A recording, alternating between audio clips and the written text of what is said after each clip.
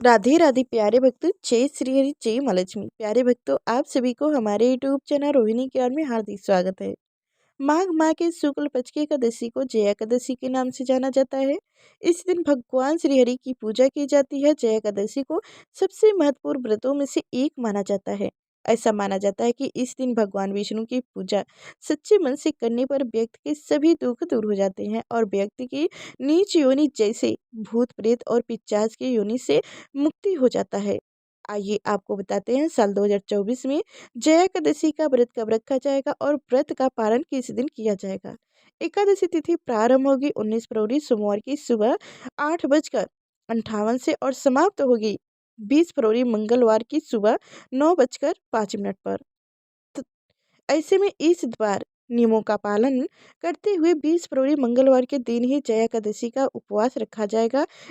एक दिन पहले 10वीं तिथि के नियमों का पालन किया जाएगा। एकादशी का व्रत रखने वाले भक्तों को 10वीं तिथि के दिन सूर्यास्त के बाद भोजन ग्रहण नहीं करना चाहिए। 10वीं तिथि को ही तुलसी पात्र तोड़कर रख लेना चाहिए और इस दिन मांस, मदिरा, लहसुन, प्याज, किसी प्रकार का तामसिक भोजन या मसूर की दाल आदि का सेवन भी नहीं करना चाहिए। एकादशी व्रत के दिन ओम नमो नारायण, ओम नमो भगवती वासुदेवाय या हरे कृष्ण मंत्र का यथासंभव जप करना चाहिए। व्रत की कथा पढ़ने और सुनने के साथ ही भगवान को फूलों सहित तुलसी का पात्र भोग लगाना चाहिए। दिन भर उपवास रखकर व्रत के नियमों का पालन करना चाहिए और अगले दिन शुभ मुहूर्त में ही व्रत का पालन कर लेना चाहिए। द्वादशी तिथि प्रारंभ होगी 20 फरवरी मंगलवार की सुबह 9:56 से और समाप्त होगी 21 फरवरी बुधवार की सुबह 11:27 पर। एकादशी व्रत तभी पूर्ण होता है जब विधि विधान से व्रत रखने के साथ ही शुभ मुहूर्त में व्रत का पालन किया जाए। तो 21 फरवरी बुधवार को आप एकादशी का उपवास खोल सकते हैं सुबह 7 बजे से लेकर 9:02 के बीच में। व्रत का पारण करने से पहले भगवान को शुद्ध सात्विक भोजन का, पीले मीठे चावल का और तुलसी पात्र के साथ ही तिलों का भोग लगाना चाहिए। मौसमी फलों को, केले, आंवले या बेर का भोग भी बहुत ही शुभ रहता है और इन्हीं फलों को या इन्हीं प्रसाद को पहले ग्रहण करके आपको अपना उपवास खोलना चाहिए।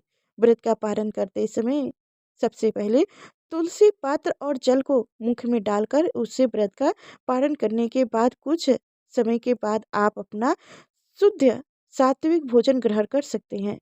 दान की जाने वाली सामग्री में आप केले, तेल का, मौसमी का, वस्त्रों का, पीला फलों का, बेर, आंवले या फिर आप घी, गुड़ और कंबल आदि का दान कर सकते हैं। इसी व्रत के संबंध में एक बार धर्मराज युधिष्ठिर को भगवान श्री कृष्ण ने एक कथा सुनाई जिसके अनुसार कालांतर में देवराज इंद्र इंधन वन में अप्सराओं संग विहार कर रहे थे और गंधर्व गान कर रहे थे। गंधर्व में पुष्पदंत और उसकी कन्या पुष्पवती, चित्रसेन और उसकी पत्नी मालिनी सहित उनके दो पुत्र पुष्पवादी ने मालिनाओं लौर से मोहित कर लिया। गंधर्व इंद्र हेतु गान करने लगे, परंतु भ्रमत मन के कारण उनके वेसुर ताल से क्रोधित होकर देवराज इंद्र ने उन्हें श्राप दे डाला, जिसके अनुसार पुष्पवती और मालनोनी में 50 रूप धारण करके अपने कर्मों का फल भोगा। जया एकादशी आने पर उन्होंने भोजन और जल त्याग कर पीपल के वृक्ष के नीचे रात भर जागरण करके भगवान का ध्यान किया, जिससे उनकी पिचासी योनि से मुक्ति हो गई।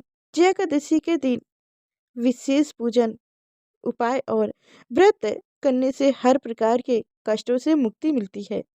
इस व्रत को धारण करने से व्यक्ति को अंत में मोक्ष की भी प्राप्ति हो जाती है और ऐसे व्यक्ति अपने पितरों का भी उद्धार कर देता है। नरक योनि में गए हुए या पिशाच योनि में पड़े हुए पितरों का भी जया एकादशी के व्रत के पुण्य प्राप्त से उद्धार हो जाता है। उम्मीद है कि यह जानकारी आपको पसंद आई होगी। वीडियो अगर अच्छी लगी हो तो लाइक करने के साथ ही हमारे चैनल को सब्सक्राइब कर लीजिएगा और कमेंट में जय श्री हरि लिखना ना भूलिएगा और ज़्यादा से ज़्यादा लोगों के पास शेयर कीजिएगा। फिर चलते हैं अगले फिर नेक्स्ट वीडियो मिलेंगे, तब तक के लिए धन्यवाद।